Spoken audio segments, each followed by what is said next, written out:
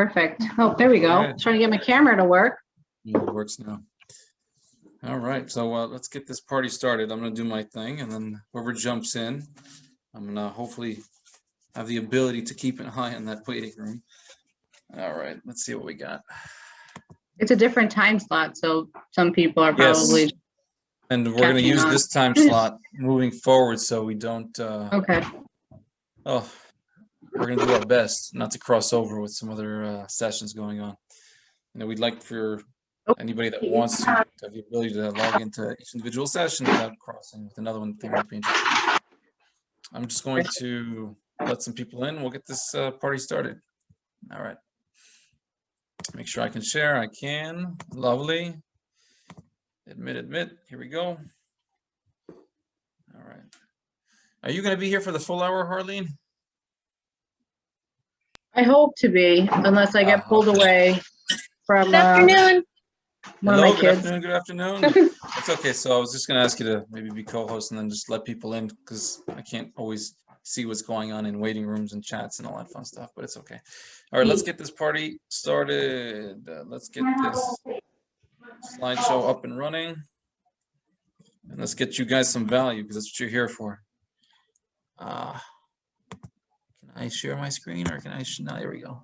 Here we go. All right. Let me.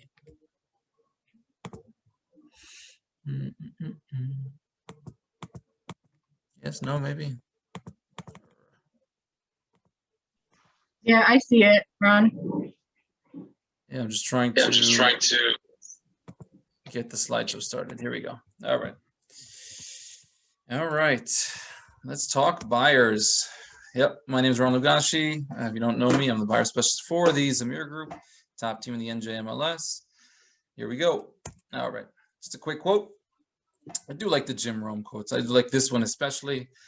Your level of success will rarely exceed your level of personal development, because success is something you attract by the person you become. Every single day we are learning. Every single day we are growing, especially in this line of work. All right? Nobody comes in with their, a mastery in real estate when they obtain their license. It's something that we learn over time. So we are growing, we are developing, we are learning. We're always getting better every single day. Let's talk about being a buyer in today's environment, actually any environment. And of course, I'm going to tell you guys, as always, if you want to say something, you want to share a thought, a comment, anything, just unmute yourself and say what you got to say, because I'll keep talking if you don't. So we're going to talk about buyers, or the art of working with buyers, especially in today's market. I'm going to try to focus it a little bit more towards today's environment, but we only have an hour, so it's definitely a longer conversation than that. So being a buyer's agent, why is mindset at the very top? What makes mindset important is because, well, negative thoughts don't necessarily lead to positive outcomes.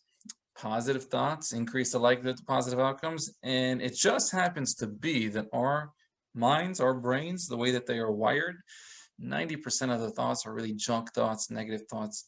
And so in essence, what I'm looking to tell you guys is that, well, you might want to mind your mind, right? We have to tell that inner voice, self-talk, drunk monkey, whatever you want to call it, to be quiet sometimes.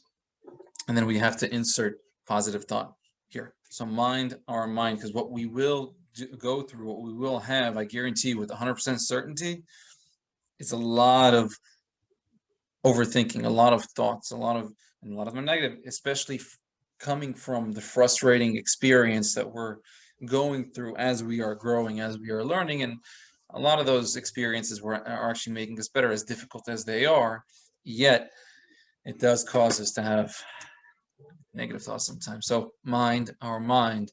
Personal development never stops. We just said it before. We're always developing. I don't know everything. You don't know everything. We're always learning more. We're always getting better, and that never stops. The moment it does stop is the moment that you hit your ceiling. That's as good as it's going to get. That's as good as you're going to get. So we don't stop our personal development. That never ends. We're never truly going to, arrive at full mastery. There's always something to learn, always something to obtain. So skills are really, really, really important in any market, especially in today's market. So your skill set will dictate your conversion. If you have developed your skills in many areas, you're more likely to convert. And if you still have work to do and you're at a lower level of skill in a certain, and we're going to talk more about skill in the next slide, then it will affect our conversion in a negative way. So we're going to talk more about skills in the next slide. Goals, highly recommend it. Encourage you to have goals.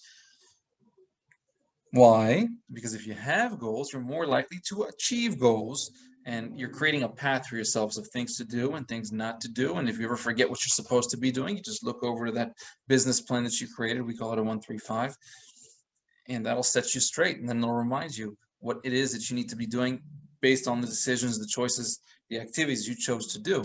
So it increases the likelihood that we'll move forward towards what we're looking to accomplish, achieve, and it does help move things along. And you can always recalculate that path, recalculate that business plan, recalculate that goal. That's okay. Focus, it's a work in progress for me always, especially there's always something flying at you, and like something comes from here and you run to it, and something comes from here and you run to it, and you're here, there, and everywhere, and you just you're focusing on the wrong things sometimes, and including myself, when we know that if we focus on the income generating activities. Let me see the waiting room, guys. Hold on. I want to let people in. Focus on the income generating activities. That's what's going to get us business now, today. So we're going to, if we focus, become more disciplined, more consistent, then it will affect our results, right? And of course, when we talk about results, one affects the other. Action affects results. You see, if you take lots of action, you'll get more results. And if you take no action, you get no results. And they definitely go hand in hand. And I always say we, because I'm included, we always need to be taking action, always need to be moving, always need to be working toward whatever goal we're looking to accomplish. Because when we take that foot off the gas pedal, what happens? It slows us down. We have a gap in our business, not fun. Don't do that. So more action, more results. No action, no results. Easy enough. Yet there is one missing piece to the puzzle that is called consistency. If you take consistent action, you will get consistent results. And if you take inconsistent action, you get inconsistent results. So inconsistency is a missing piece of the puzzle. We're going to talk a little bit more about it moving forward. So yes, we work on ourselves. We work on ourselves before we can improve our conversion, before we can work with buyers. Then when we develop our skill, then when we have a higher level of everything, then we can build rapport, confidence, competence, communicate, trust, expertise, all that fun stuff. And then we'll have a more successful, work less, make more real estate career, right? So it's always a work in progress. We're always working on it. Your experiences, we're getting better. Yet the more you prepare yourself, the more you develop yourself before the opportunity presents itself, the more likely we are to convert. All right. Anything anybody wants to add? I'm going to stop between each slide. Ask you guys if you have a comment, thought, anything you'd like to share. Awesome. Let's go. All right. Next. It's working. Awesome. Market conditions. Love this conversation. So who wants to share with me what kind of market conditions we're in right now? Well, what does it look like out there? What are you guys seeing on the ground? Seller's market. That's a seller's market. I would agree with that. And what else? How else can you describe these market conditions that we're in right now? Crazy. It's crazy. That's a good description too. A lot of buyers, not low inventory. Volatile. Yeah. It's a scary market. It's a scary market for who? I would say for everyone, but I would agree with that too. especially new agents. It's scary for the buyers. It's scary for the agents. It might even be scary for the sellers, especially with COVID going on and 200 groups walking through their house, and Yep. the listing agents not knowing what to do next with all this massive craziness. And there's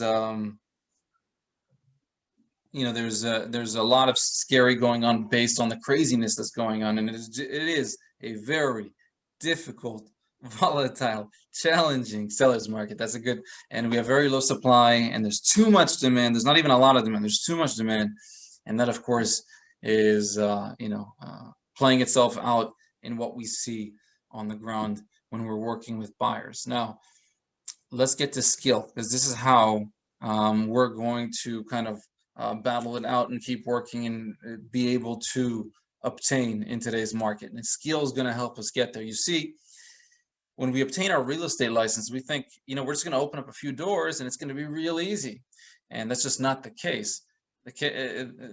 There are many skills that we need to develop, and it also never ends. It's always evolving. It's we're never, I don't think we can ever actually master one skill fully, but there are a lot of skills, and these are some of them that list in front of you. These aren't even all of them, but mindset, time management, communication, preparation, setting expectations, strength and patience, pre-qualification, follow-up, presenting, handling objections, and closing. And those are all skills that we need to work on developing if we're looking to improve our conversion, if we're looking to work less, make more. Wouldn't that be fun? And yes, those are skills or skill sets that will benefit us, that will be advantageous to us, will help us arrive at the outcome we're looking for to get these deals done, right? And without showing them too many homes and losing too many offers. So the better our skill set, the better we will convert. So we're always looking to improve our skill set in all of these categories. Anything you want to share, say, thoughts, comments, any particular one of these kind of pop out at you is like, this is something that I think is more important maybe than the rest?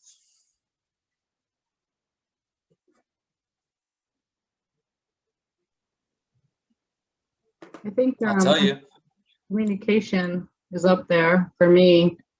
Being able to describe the environment, set expectations, especially now if you have a buyer. I think communication is key right now. Yeah, and you know what? Preparing them, giving them the information, letting them know what happens next, what they're walking into, does improve our conversion.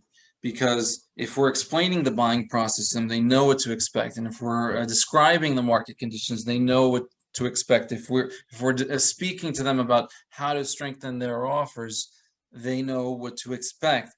Yet, if we don't have these type of discussions where we're preparing them, where we're communicating all this information to them, then are we more likely or less likely to convert in today's market with our buyers as buyer's agents?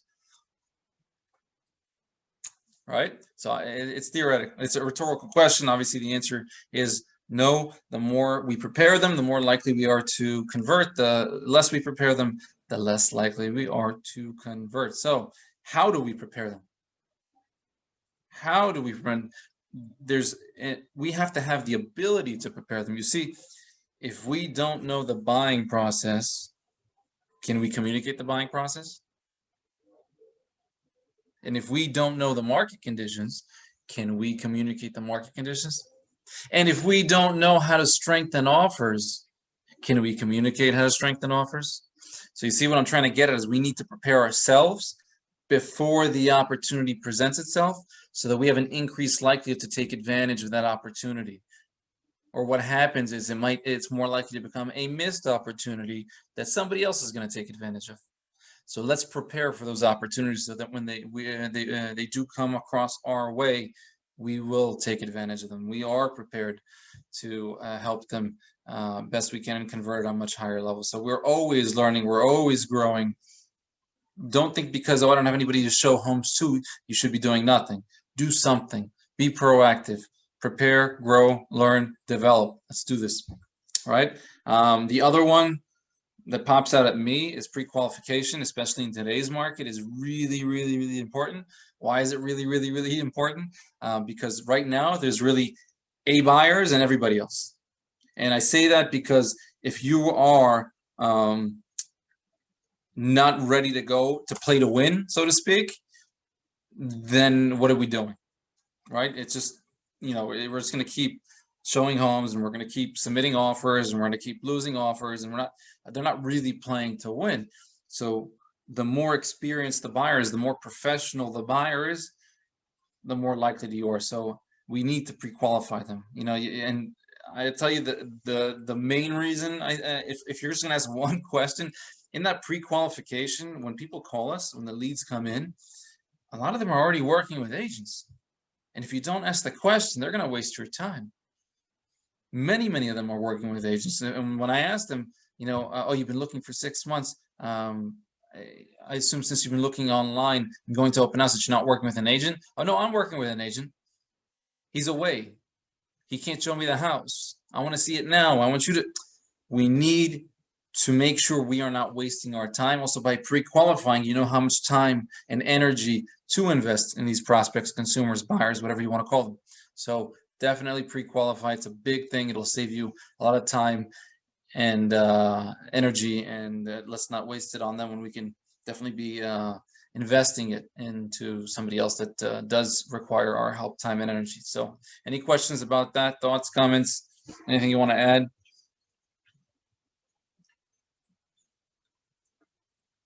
Awesome. Let's keep going. Sorry. Oh, go ahead. One question. Sure. You said pre-qualifying them. Beside working with an agent, and obviously if they have a pre-approval, what else? I mean, what can you ask to make sure that they are really serious and pre-qualified? That's a good question. So the basic pre-qualifying script or pre-qualification script, you can use that across. It doesn't matter where they come from. So you can ask them, well, you know, they say, I want to see 123 Main Street. Oh, you know what? That's a great house. We just listed it. We're having an open house this weekend. Where do you live now? Oh, I live in. Oh, great. And how long have you lived there? Oh, I lived there for 4 years. And do you rent or do you own? Oh, I rent. Oh, are you on a month-to-month or does your lease expire shortly? No, my lease expires in July. I'll say, oh, okay. And if we find you the perfect home, the right home right now, would you be able to terminate that lease? Yeah, no problem. It's a landlord. I've been, you know, in good relations with him. I can terminate whenever. Okay, wonderful. I own. Well, since you own, I need to ask, do you need to sell in order to buy? You do. How lovely. Go for the listing appointment. Weekends or weekdays work better. You're going for the close right away. Beyond that, oh, okay. And how long have you been looking for? Oh, we just started looking maybe 3 months ago. It's like, and you've just been looking online? Yeah, just online, looking on Zillow, Realtor.com, Redfin, whatever. Okay, so since you've been looking online, I can assume that you're not working with another agent. No, we haven't seen any homes yet. Well, you know, I understand. And then have you spoken to a mortgage broker or a lender just yet? Yeah, well, actually, we got a pre-approval from our bank, big bank, XYZ, whatever. I'm like, okay, wonderful. And tell me, you know, when normally works best to schedule showings, weekends or weekdays? You're going for the close. Yeah, well, you know, usually weekends because we work on during the week. So Saturday, Sunday works. Oh, great. So this Saturday, does morning or afternoon work better? No, the morning definitely works better. Oh, great. So Saturday morning at 10. Does that work for you? Yeah, that works. Okay, great. So let's do this. You know, based on this home, would it be helpful to you if I showed you 2 or 3 comparable properties at the same time? Yes, great. So what I'd like to do is before I show you these homes, why don't we do that? We'll meet at my office. We're going to discuss the buying process, speak about the market conditions, answer any real estate related questions you have, and then we're going to go see some homes that might interest you. How does that sound? Yeah, that sounds great. Wonderful. So you're going through a pre-qualification. There's more questions I can add, but I need to condense it to save time because I'm not going to finish this slideshow if I do that. But we're going for the close after we obtain enough information that makes us say, okay, you know what? This one's good. It's worth me spending some time, energy, and effort into it, right? So internalize a pre-qualification script so that you know what you're getting into, so you don't waste your time, if that makes sense. And Yes, you never know when we ask that question, do you own or do you rent? They say sometimes we own. That can easily be turned into a listing appointment. Yes. Okay. All right. So Thank you pre-qualify. so much. My pleasure. Buyer consultations. Now, this isn't a buyer consultation hour. We're going to save over the next few weeks. We're going to do a whole hour just on buyer consultation. We've done it before, so it's worth doing again. I always change it up just a little bit. What we need to know is the advantages of a buyer consultation, of when to do a buyer consultation, how to do a buyer consultation, what needs to be communicated, so on and so forth. Yet, this is what I need you guys to know about buyer consultations. The majority of agents don't do buyer consultations. They just don't, and I can discover that very, very easily. There's 10 people on this call today, probably more on Facebook that I can't see right now. Yet, if I asked you guys, well, how many of you purchased a home before you obtained your real estate license with a real estate agent? Maybe 4 or 5 of you might raise your hands. Then if I ask the follow-up question, well, how many of those agents sat you down, discussed the buying process, spoke up at the market conditions, and answered any questions you had before they started showing you homes? And the same response. I don't care if it's 10 people in a room or 100 people in a room. I've had always the same response. It's between 0 and 1. That tells me that the majority of your traditional buyer's agents are not doing buyer consultations, which also tells me that we have opportunity here. And what's our opportunity? Our opportunity is to be better than your traditional agent just by doing one thing: the buyer consultation.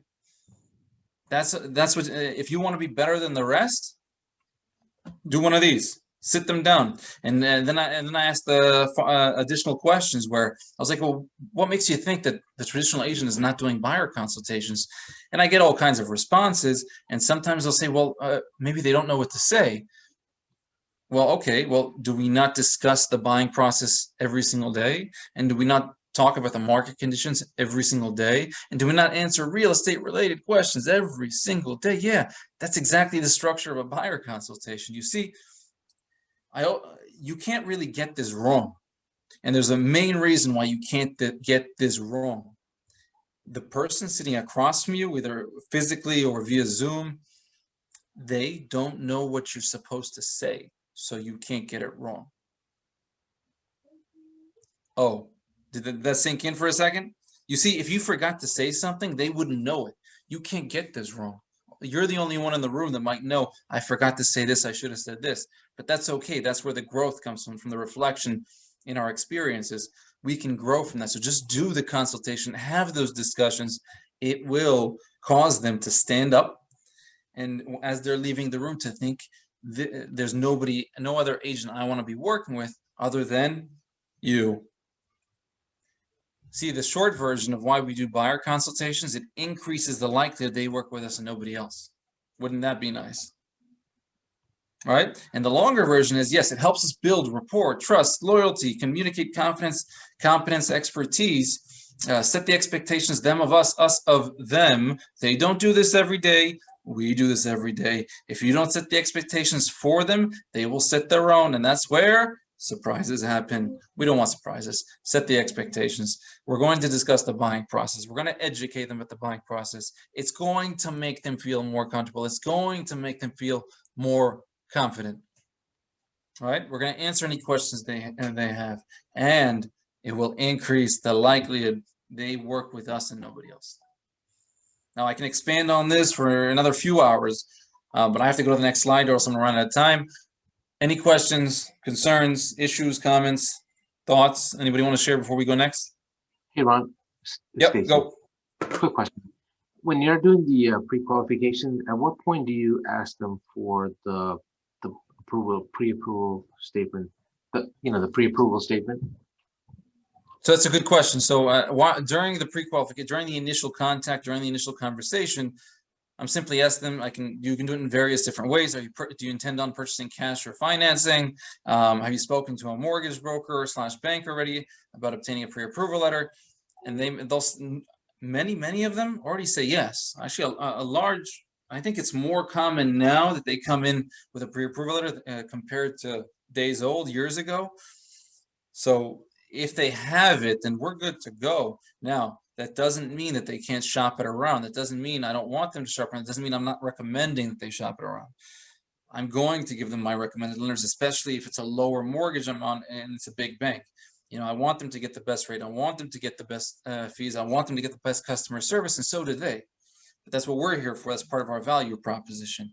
So as long as they're ready to go, they're good to go with the pre-approval, then fine. Now, if, for instance, let's just say they didn't have it ready, that's okay. Mr. and Mrs. Buyer, would it be helpful to you if I sent over a list of recommendations of some mortgage brokers, and I promise they will all take very good care of you? Would that be helpful to you? They always say yes because of how you phrase the question. When you phrase a question, would this be helpful to you? Would this benefit you? Would this be of value to you? We're actually increasing the likelihood for compliance. That's the yes. We're obtaining yeses. So the language we use is really, really important. So we're asking them if it's helpful to them. They say yes. We send over the list. You may even want to CC your lender with that email. And then you're going to ask for permission. Is it okay if I CC the lender on that email? Yeah, sure. Great. Wonderful. So there's different ways to go about it, but you definitely want to discover where they're at so you know how to best move forward. Now, do you need to hold on to submit a copy of their pre-approval to, if they say, yes, we have one? You can definitely say, could you please share that with me? Just send it to my email. Great. Thanks. There are times also you will come across it in today's market where listing agents are looking to reduce the amount of showing requests that they receive. I've come across it quite a few times where they're saying, well, you can't show the house unless you send me a pre-approval letter. Now I'm blocking out the majority of the amount. I might put the first number in there, but it's almost become a requirement for some agents that if I'm going to spend some time accommodating your showing request, your buyer better be ready. And in that case, it's actually, I love this, by the way. I have no issues, no qualms about a listing agent asking me to provide a pre-approval letter because they want to know it's ready, but so do I, right? Yeah. So I'm simply asking them, hey, listen, in order to see this house that you really, really want to go see, we need to communicate to the listing agent that you're good to go. We need to send them a copy of your pre-approval. I'm just going to blank out the amount that you're approved for, yet they just want to see that you're good to go. And I'm communicating it. So there are some cases you might come across it in today's market where the listing agents are also asking questions. It's not just send me the pre-approval. They might say, what's your down payment? How long have they been looking? How well prepared are they?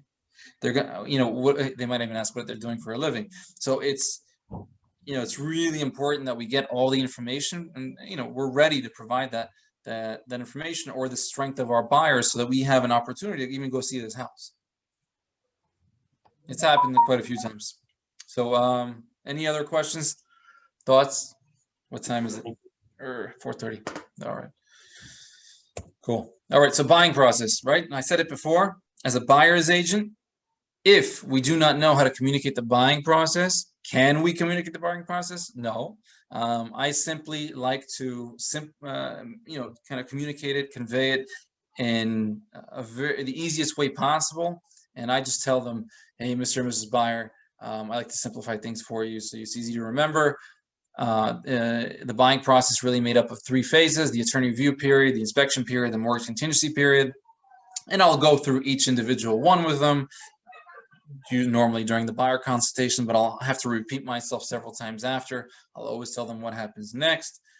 But it's really, really important that we have the ability to communicate, to convey the buying process. Why? Again, so they know what happens next. It's the most underused words by a real estate agent in real estate. This is what happens next. And I always like to ask the question, us as human beings, you, me, when we don't know what happens next, how do we feel? How do we feel when we don't know what happens next? Nervous. Yeah, nervous, frustrated, anxious. Is that the type of buyer that we want? No, that's not the type of buyer that we want. What we want is a comfortable, confident buyer. How can we do that? By providing them information, right? The more info we do, the more we educate them, the more comfortable they are, the more prepared they are, the more likely to obtain they are. So let's communicate. Let's over-communicate to them all this information, and let's always tell them what happens next, because they're not going to remember everything you say. You can go through your whole spiel, they're not necessarily going to remember all of it. They might remember about 10 to 15% of it. So when we're in communication, text, email, phone call, whatever preference they have, Mr. and Mrs. Buyer, we just submitted an offer. This is what happens next. Mr. and Mrs. Buyer, we have an accepted offer. This is what happens next. Mr. and Mrs. Buyer, we just concluded a term review. This is what happens next. This is what happens next. This is what happens next. Always. All right, let's keep going because we're running out of time. All right, so value proposition. As a buyer's agent, what does it cost in the state of New Jersey to hire a buyer's agent? Does anybody know? Can anybody tell me? That would be $0. $0. Wait, you're telling me for the price of $0, I can hire an expert or an amateur for the same price? Wow. Okay. So you're telling me also that the one that provides me the most value is probably the one that's going to get the job. Possibly. Statistics say slightly different. Statistics say that somewhere between 70 to 77% of buyers will actually work with the first buyer's agent they meet. So it's actually really, really important that you get in front of them and get in front of them first. So now, if they are interviewing or when they do come across you, value is important. I will tell you, you don't need a dozen value propositions, but you better have one or two that you can communicate. Pretty much everything that's on this list is, covers most of the value propositions that a buyer's agent can provide their clients in any market. And expertise and knowledge is really, really important. And previewing homes, seeing it before they do is really, really important. And obtaining in multiple offer situations is actually very, very important in today's market. And over communicating on negotiation skills and accommodation and vendors networks and off-market homes like for sale by owners, expires and coming soons, and preparation and guiding them, having the ability to guide them, having the ability to prepare them is really, really important. Understanding the local market, all fun stuff, all value propositions. You don't need to have all of them in your toolbox yet. You want to have at least 1, 2, 3, as many as you can, but 1 or 2 will typically do the job. So how do we communicate these? I used a few lines earlier. You may have picked up on it, maybe not. Mr. and Mrs. Buyer, would it be helpful to you? Will it benefit you? Will it be of value to you? Right? Mr. and Mrs. Buyer, would it be helpful to you if I sell the homes before you did? Yes. Mr. and Mrs. Buyer, would it benefit you to work with somebody who can obtain in multiple offer situations? Yes. Mr. and Mrs. Buyer, would it be of value to you if I shared a list of professionals for home inspections, lenders, electricians and plumbers and handymans and roofers and window people and landscapers? Would that be of value to you if I gave you a list of highly recommended professionals that will take very good care of you? Yes, yes, and yes. And what we're doing is, again, we're obtaining compliance, we're obtaining yeses, we're bringing them closer to us to increase the likelihood they work with us and nobody else, right? So value proposition, really important, something to work on. Have it in your toolbox. Let's go. Lead gen activities. So I get many agents that ask me, well, what do I do? Well, you can choose whatever you like to do. There's no right or wrong. There's really no right or wrong. I would say just don't do all of them. Pick 1, 2, 3. Don't do all of them. Focus your skill. Focus on mastering a lead gen lever, a lead gen activity. And it doesn't, again, there's no right or wrong. Open house is a very common one. It is a lead gen activity, especially if systemized, especially if done consistently. We're actually going to talk about that one next in the next slide. And if you call for sale by owners and you call expires, and social media, by all means, if systemized, is a lead gen lever. Door knocking, circle prospecting. Your sphere is a given for everybody. You don't have a choice. That is one of your lead gen levers. You should be systemizing that as well. Networking events, landlords, business-to-business groups, vendors, farming, cold calls, builders, probates, investors, absentee owners, referral networks, so on and so forth. There are definitely more than that, yet that's what I can come up with on short notice. So choose and put it in your business plan. Put it in your 135, and under that lead gen column, make a choice of what you're focusing on. I would also say don't do all of them, but then as soon as you choose that lead gen lever, also systemize that lead gen lever. Create a system for it. Okay? It will increase the likelihood that you actually convert at a much higher level if systemized. Any questions, comments? All right, going to the next slide. Let's do it. I feel like I'm always a race against time because I'm trying to give you guys this wealth of information in such a quickly amount of time. All right, here we go. Open house. I said I'd talk about it because it's a very common lead gen activity for many, many agents. So let's talk about it. Let's talk about systemizing it. All right, now when we're discussing systemizing this, you can actually take it and use it for anything else. So just understand that by systemizing it, we are improving our conversion. So I'm going to go through this fairly quickly. I do speak really fast naturally, so if it's too fast, you want me to repeat myself, you tell me. The intention / mindset, really important. When you're creating a system, you always have to have intent. What do you intend on obtaining from this lead gen activity? How many do you intend on doing? So obviously it's 52 weeks a year. Let's just say you're doing 26 open houses. You intend on doing 26 open houses. Great. Put it in your plan, right? That means you're going to be prepared to do open house every 2 weeks, right? If you're doing 40 open houses, you're doing one pretty much every single week. If you're doing 100 open houses, you're doing it every Saturday and Sunday. That's fine. There's no right or wrong. It depends what you want to do. It's your choice, but put a number to it. Also, when you do them, what is your intent? When you take this class, what is your intent? Before you pick up the phone, what is your intent? Intent increases the likelihood that the outcome you are looking for will happen. That's why intent is so important. So what is your intention? What do you want to get out of it, of doing an open house? Oh, I want one buyer lead and one seller lead. Awesome. What happens? What happens right after that? Your brain is starting to look for those opportunities. Your brain will look for those seller opportunities. Your brain will look for those buyer opportunities. That's why intention is so important. So put a number to how many you're doing. Write out what you want to get out of it. And then mindset. Why is mindset so important when it comes to conversion at open houses or anything else? Again, you're taking what I'm saying here and you can actually use it for anything else, whether it doesn't matter what it is. Mindset is really important because, and it affects your conversion, whether you know it or not. I'll give you a scenario.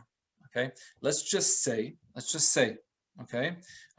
You're at an open house and somebody's about to walk in and you're thinking, I can't wait for everybody to leave because I want to get out of here. Right? And then there's a second scenario where somebody's about to walk in and you're thinking, I can't wait for them to come in. I can't wait to find them a home that they're going to enjoy for many years to come.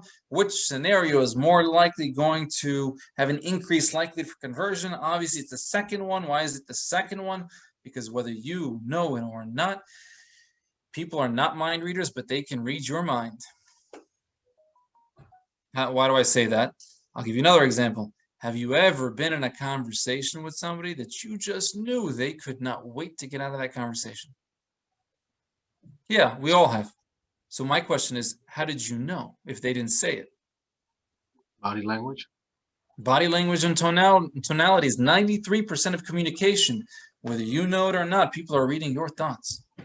Mind your mind. It will either help increase your conversion or decrease your conversion. It's really important. Scripts, we went over the pre-qualification script. That would be an amazing script to internalize for open house guests. Now, there is a script out there that your traditional agent does use, and it goes something like this. Hey, come on in. Welcome to the open house. If you have any questions, let me know. Many agents do use that script, believe it or not. Yet I would advise you, I'd encourage you to use a pre-qualification script. Hey, where are you visiting me from? Where do you live? Oh, do you own or do you rent? Is this the only town you're looking in? Is this the price range you're looking in? What's important to you? How long are you working with an agent? Have you spoken to a mortgage broker? Yada, yada, yada. It's a natural conversation. You're already face-to-face. And yes, you can go for the close. You're already face-to-face. Weekends or weekdays work better. If you have a script internalized, it will increase your conversion. Sign-in forms, believe it or not, the more information you obtain, the more likely you are to convert. Why? Because if I have more information, if I have their info, even their address, especially if they're looking to sell a home, that will help me know how much time, energy, and effort to invest in this particular prospect. And there's no right or wrong here either. It's whatever you prefer, whatever works best for you. You're going to do a paper one, you're going to use a digital one, you're going to use something from your CRM. There's no right, it's whatever works best for you. There's a lot of different types of sign-ins, but obtain as much information as you can. Items of value, it's always something worth discussing for one major reason. It's what makes us memorable. They're going to a bunch of open houses. Let's just say they went to 5 or 6 open houses. They've met 5 or 6 different agents, maybe even more if they're doubling up. How are you memorable than the rest? Well, items of value make a huge difference. In this case, are you giving them magnets and keychains and cake pops and, I don't know, orange juice and whatever? Or maybe you're providing them an item of value that I don't see at any open house, yet I believe it's the most valuable item of value, and it's called an offer to purchase, NJ residential purchase agreement, NJ residential sales contract. They're all synonyms for each other. I call it an offer. What an offer looks like. What an offer looks like be of value to a buyer, especially to a first-time home buyer. I don't see them in open houses.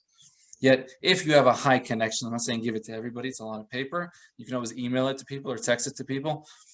But if you have a very good connection with somebody, yeah, give them an item of value called what an offer looks like. Would they appreciate it? Would you be more memorable? Yeah. What about a home buyer's guide?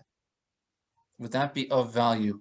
Yeah. Oh, so when they visit all these open houses and afterward, when you call them and text them, you're going to be the agent that gave them the magnet. You're going to be the agent that gave them what an offer looks like. You're going to be the agent that gave them the home buyer's guide. You're going to be the agent. You're going to be the agent. You're the agent. You're more memorable. You took more mind share than the rest of the agents. That's why items of value are so important. Follow up. This is where the gold's at, guys. Not every person, every lead that comes into an open house, also online leads, incoming leads, are ready, willing, and able at that very moment. It requires follow-up. The one who follows up best will likely convert. You need to have a follow-up system. What does your touch system look like? When you say this is my system for open houses and we're talking about follow-up, what does that look like? Are you sending them a text right after the open house thanking them? Are you calling them? Are you sending them a thank you note? Are you connecting with them on social media? Are you DMing them? Are you sending them a video? Are you sending them an email? So there's different ways to follow up with people. Yet you have to decide, okay, this is what my system looks like, and then be consistent with it so you get consistent results. And you can also measure, modify, delete, add, whatever, and just make it better over time. But have something and then be consistent with it. It doesn't matter what it looks like, by the way. You can customize it as you wish. Music definitely helps make an enjoyable setting. Put some music on, not too loud. Lots of signage. It could also be part of your system.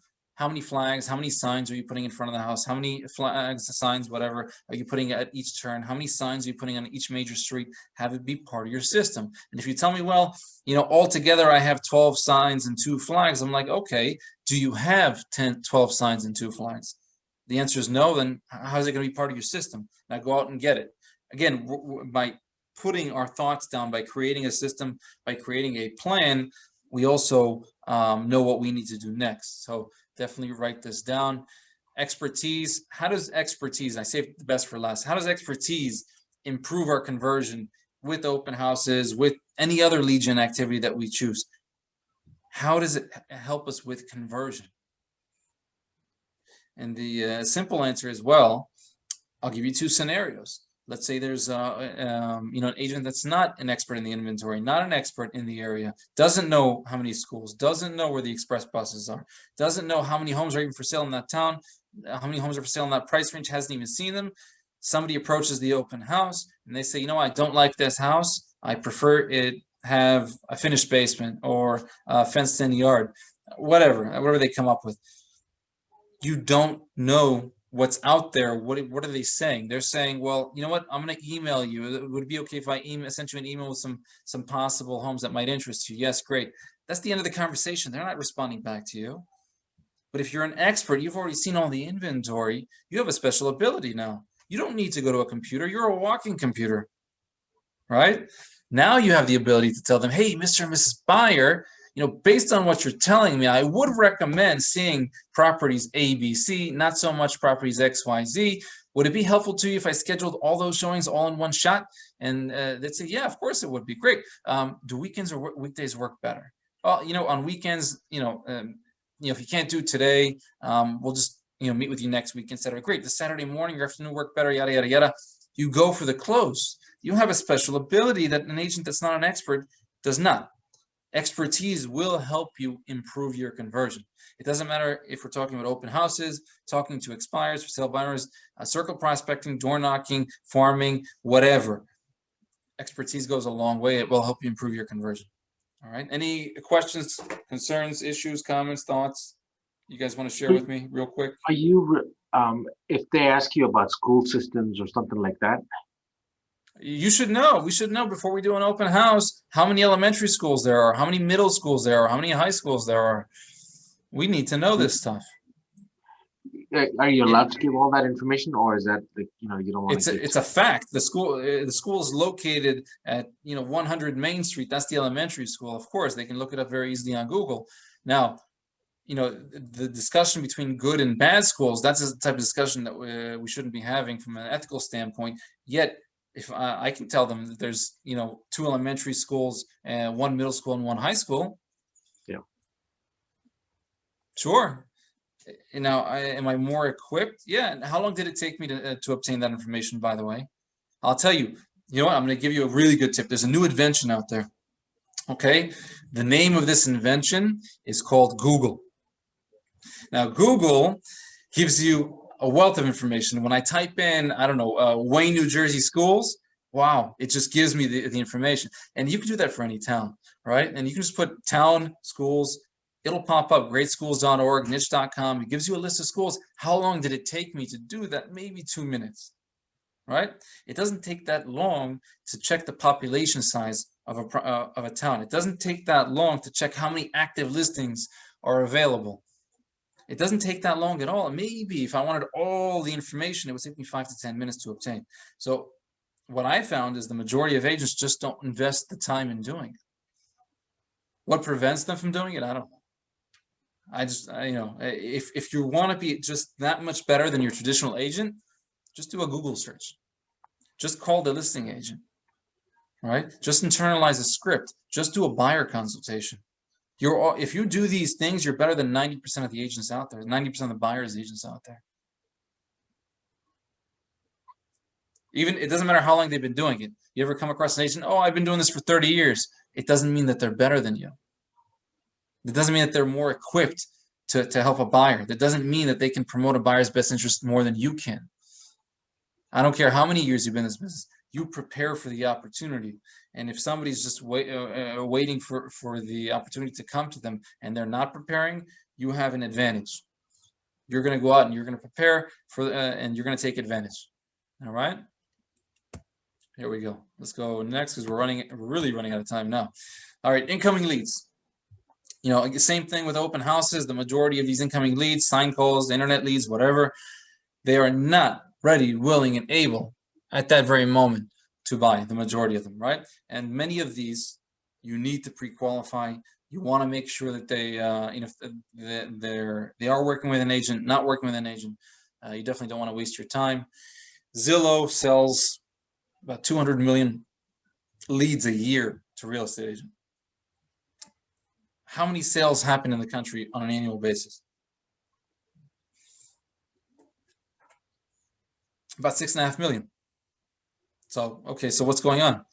Well, they're just being recycled, basically. It's the same buyers just being recycled over and over. Just, whoever happens to convert that lead, right? So how do we improve our conversion with incoming leads? Well, response time is pretty critical. Why is response time pretty critical?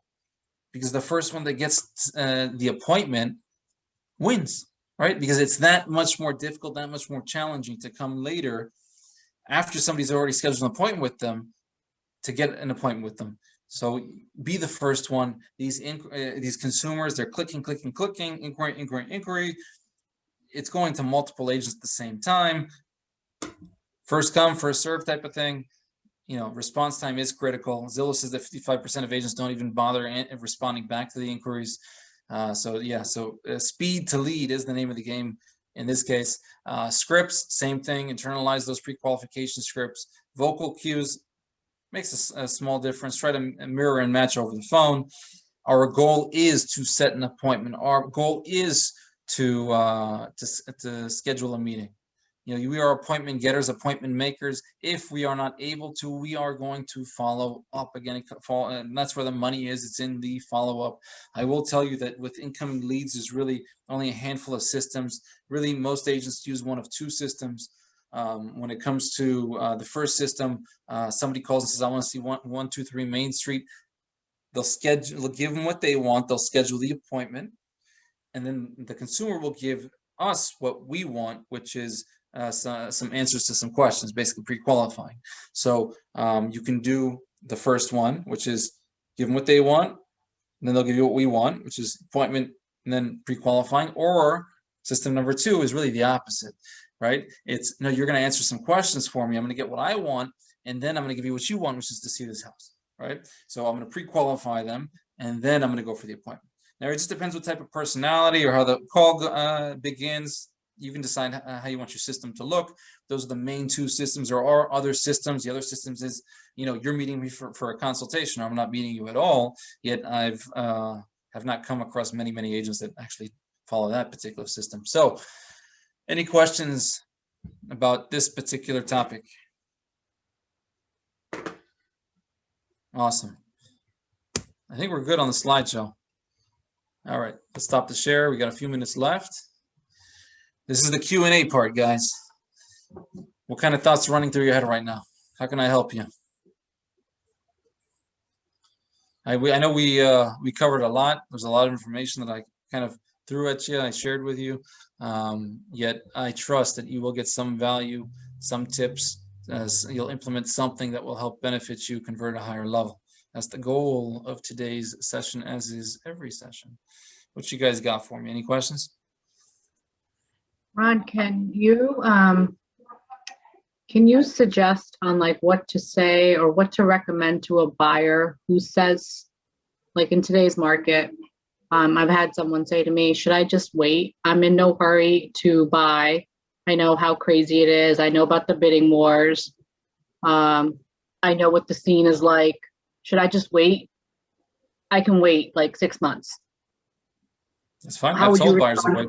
It depends on the moving parts, on the factors. Obviously, if they're one of those that there's nothing pushing them out of their current let's say lease that's on a month-to-month, or there's no sense of urgency, which is really important, by the way, to figure out what their motivation is, and they especially don't want to compete. I may say, right now it's kind of crazy. It's very competitive. If we're not playing to win, yeah, you might want to renew your lease. You might want to renew it, and I'll tell them, listen, renew it for another 3 months, 6 months, the least amount possible. Definitely do that. I have made that recommendation several times over. It depends who you're dealing with. Right. We're always, we're not providing advice that benefits us the most. We're providing advice that benefits them the most. So you really have to take a step back, and you have to say, okay, based on all of these factors, on everything that I know, these are the strategies, these are the options. A option, B option, C option probably work best for you. Yet ultimately they'll choose what's best for them. But we're providing the strategy, we're providing the path, we're providing the options. That's our job. Right. Our job is to guide them, advise them, consult them. Right. I definitely don't want to rush anyone that doesn't want to, be pushed in any direction. No, you can't make anybody buy anything. You can't make somebody buy something. Now, you can influence, but you can't make choices for people. People will make their own choices. We can influence them, maybe, yes, sure. We can obtain compliance, yes, sure. But you can't make anybody buy something. It's not going to happen. That's it. That's what we got. That's all I got. All right. Well, if you do think of any questions or anything that you want to bring up, obviously you can save it for next week, or you could just reach out to me, call me, email me, text me, whatever you guys like. I'm always very responsive. We know how to find you, Ron. Yeah, I'm always around. So, you know, I do want to thank you guys for being here, for allowing me to share. I trust that you guys got value out of today, and just thanks for participating. Thanks for being here, and I will see you Thank next you. week. We're gonna keep moving forward with this 4 o'clock time slot, and we're gonna keep giving you guys value. And if you ever need anything, you just reach out. Okay, guys? Are you doing this every Thursday at 4? Every Thursday. It was every Thursday too. Now we moved it to every Thursday at 4. We're gonna discuss a different topic every week. Awesome. I'll be there. Thank you so much. All right, guys. Have a good one. Thank you, Ron.